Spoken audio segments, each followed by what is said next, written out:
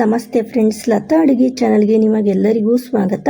ನಾನಿವತ್ತು ಬೀಟ್ರೋಟ್ ರೈಸನ್ನು ಮಾಡಿದ್ದೀನಿ. ಈ ರೀತಿ ಬೀಟ್ರೋಟ್ ರೈಸನ್ನು ಮಾಡೋದು ಹೇಗೆ ಅಂತ ಹೇಳಿ ನೋಡ್ಕೊಂಬರೋಣ. ನೀವಿನ್ನೂ ನಮ್ಮ ಚಾನಲ್ಗೆ ಸಬ್ಸ್ಕ್ರೈಬ್ ಆಗಿಲ್ಲ ಅಂತ ಹೇಳಿದರೆ ಸಬ್ಸ್ಕ್ರೈಬ್ ಆಗಿ, ವಿಡಿಯೋನ ಲೈಕ್ ಮಾಡಿ, ಶೇರ್ ಮಾಡಿ, ಹಾಗೆ ಕಮೆಂಟ್ಸ್ ಮಾಡಿ. ಮೊದಲಿಗೆ ಒಂದು ಪ್ಯಾನನ್ನು ಕಾಯೋದಕ್ಕೆ ಇಟ್ಕೊಂಡು ಪ್ಯಾನಿಗೆ ನಾನಿಲ್ಲಿ ಒಂದು 4 ಟೇಬಲ್ ಸ್ಪೂನಷ್ಟು ಎಣ್ಣೆ ಹಾಕ್ಕೊಂಡಿದ್ದೀನಿ. ಎಣ್ಣೆ ಒಂದು ಸ್ವಲ್ಪ ಬಿಸಿ ಆದಮೇಲೆ ಒಂದು ಅರ್ಧ ಟೇಬಲ್ ಸ್ಪೂನಷ್ಟು ಸಾಸಿವೆ, ಒಂದು ಅರ್ಧ ಟೇಬಲ್ ಸ್ಪೂನಷ್ಟು ಜೀರಿಗೆನ ಹಾಕ್ಕೊಂಡಿದ್ದೀನಿ. ಹಾಗೆಯೇ ಒಂದು ಅರ್ಧ ಇಂಚಷ್ಟು ಹಸಿ ಶುಂಠಿನ ಸಣ್ಣದಾಗಿ ಕಟ್ ಮಾಡಿಬಿಟ್ಟು ಹಾಕ್ಕೊಂಡಿದ್ದೀನಿ. 1 ಗೆಡ್ಡೆ ಬೆಳ್ಳುಳ್ಳಿನ ಸಣ್ಣದಾಗಿ ಕಟ್ ಮಾಡಿಬಿಟ್ಟು ಹಾಕ್ಕೊಂಡಿದ್ದೀನಿ. ನೀವು ಬೇಕಂದರೆ ಶುಂಠಿ ಬೆಳ್ಳುಳ್ಳಿ ಪೇಸ್ಟ್ ಕೂಡ ಯೂಸ್ ಮಾಡ್ಬೋದು.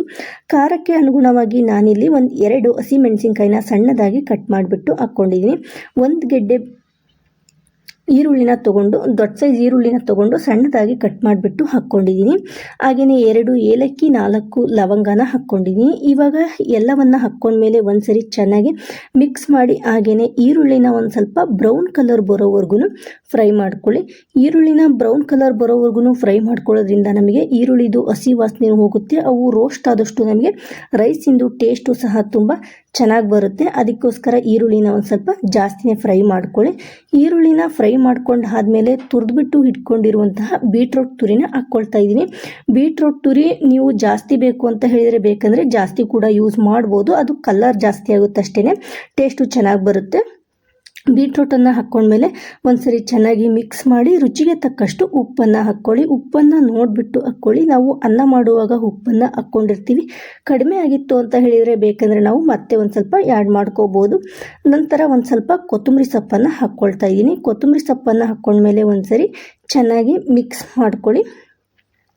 ಹಾಗೆಯೇ ನಿಂಬೆ ರಸ ಅಥವಾ ಹುಣಸೆ ರಸ, ನೀವು ಬೇಕಂದರೆ ನಿಂಬೆಹಣ್ಣು ಇಲ್ಲ ಹುಣಸೆಹಣ್ಣು ಯಾವುದನ್ನು ಕೂಡ ಬೇಕಾದರೂ ಕೂಡ ಯೂಸ್ ಮಾಡ್ಬೋದು. ನಾನಿಲ್ಲಿ ನಿಂಬೆ ರಸನ ಯೂಸ್ ಮಾಡ್ಕೊಳ್ತಾ ಇದ್ದೀನಿ.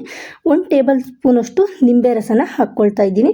ಇದು ಬೇಕಂದರೆ ಆಪ್ಷನಲ್ಲು, ನೀವು ಬೇಕು ಅಂದರೆ ಹಾಕ್ಕೊಳ್ಳಿ, ಇಲ್ಲ ಅಂತ ಹೇಳಿದರೆ ಹಾಗೆಯೇ ಸ್ಕಿಪ್ ಮಾಡ್ಕೊಳ್ಳಿ. ನಿಂಬೆ ರಸನ ಹಾಕ್ಕೊಂಡ್ಮೇಲೆ ಒಂದ್ಸರಿ ಚೆನ್ನಾಗಿ ಮಿಕ್ಸ್ ಮಾಡಿಕೊಂಡು ಒಂದು 4 ರಿಂದ 5 ನಿಮಿಷ ನಮಗೆ ಬೀಟ್ರೋಟನ್ನು ಬೇಯೋದಕ್ಕೆ ಬಿಡಬೇಕು.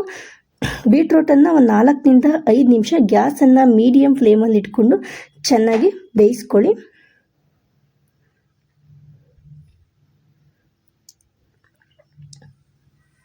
ಬೀಟ್ರೋಟನ್ನು ಎಣ್ಣೆಯಲ್ಲಿ ಫ್ರೈ ಮಾಡ್ಕೊಳ್ಳೋದ್ರಿಂದ ನಮಗೆ ಟೇಸ್ಟು ಸಹ ಚೆನ್ನಾಗಿ ಬರುತ್ತೆ. ಹಾಗೆಯೇ ಇವಾಗ ಬೀಟ್ರೋಟು ಎಲ್ಲ ಚೆನ್ನಾಗಿ ಫ್ರೈ ಆಗಿದೆ. ನಾನಿಲ್ಲಿ ಒಂದು 150 ಗ್ರಾಮ್ ಅಷ್ಟು ಅನ್ನನ ಮಾಡಿಬಿಟ್ಟು ಇಟ್ಕೊಂಡಿದ್ದೀನಿ. ನೀವು ಬೇಕಂದರೆ ಇಂಗ್ರೀಡಿಯೆಂಟ್ಸನ್ನು ಜಾಸ್ತಿ ತೊಗೊಂಡ್ಬಿಟ್ಟು ಜಾಸ್ತಿ ಕೂಡ ಯೂಸ್ ಮಾಡ್ಬೋದು. ಇವಾಗ ಅನ್ನನ 1 ಲೋಟ ಅಕ್ಕಿಗೆ 2 ಲೋಟದಂತೆ ನೀರು ಹಾಕ್ಬಿಟ್ಟು ಸ್ವಲ್ಪ ಉದುದ್ರವಾಗಿ ಮಾಡ್ಕೊಂಡಿದ್ದೀನಿ.